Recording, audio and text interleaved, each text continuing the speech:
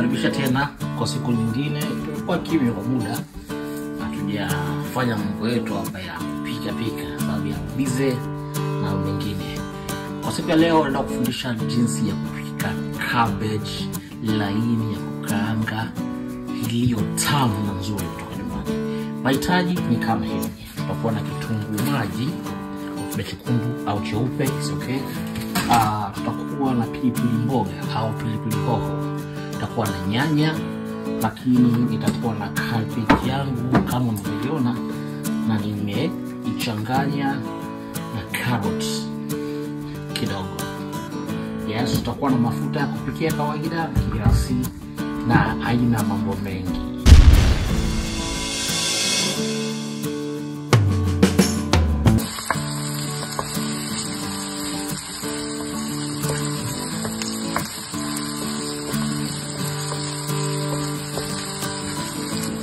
Hatua inayofuata baada ya kuona kwamba kuandika, tunaweka pilipili mboga yetu.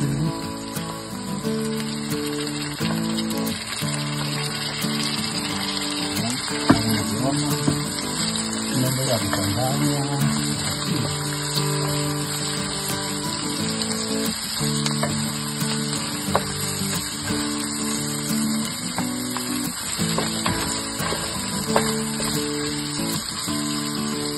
Hapo usike sana hivi.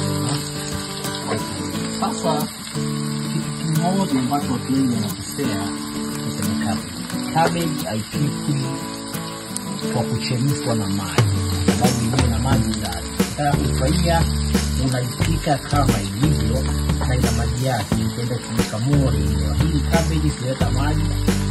Hapa naweka kwenye ya wangu kama unavyoona.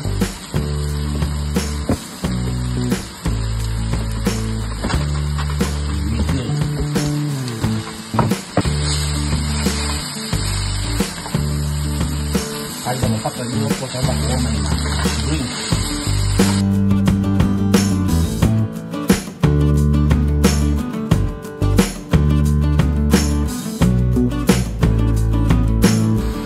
Hatua inayofuata tunaweka nyanya zetu sasa.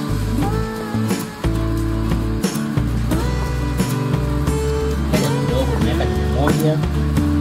Tunatumia yote kwa hii au yote. Ni chumvi kidogo sana.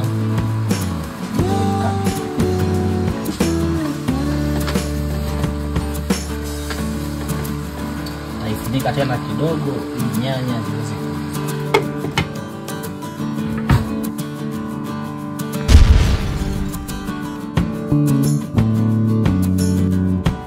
cabbage yetu imekamilika kama nilivyokuelekeza. Naenda kula na nini? Huu ni wali na nyama kidogo, ila napenda kutumia cabbage kama appetizer.